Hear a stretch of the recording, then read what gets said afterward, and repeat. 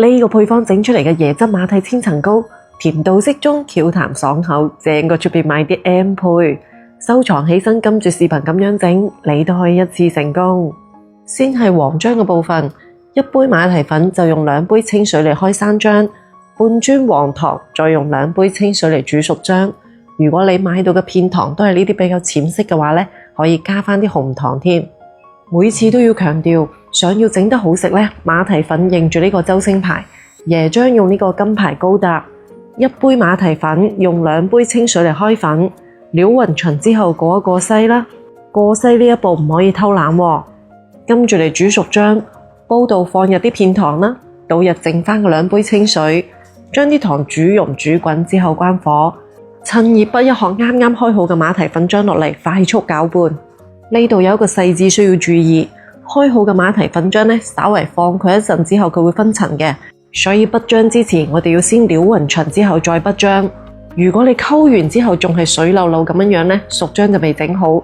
好多姊妹整馬蹄糕就失敗喺呢一步。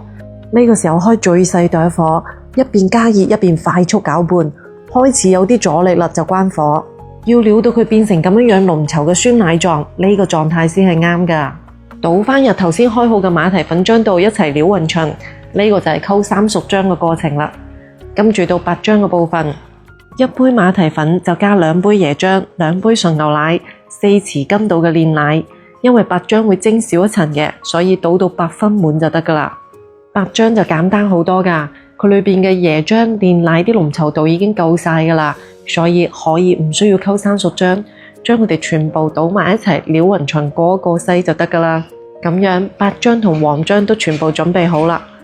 水滾上鑊，一般第一層同最尾一層都係用黃漿，全程中火嚟蒸，太大火好容易起泡㗎。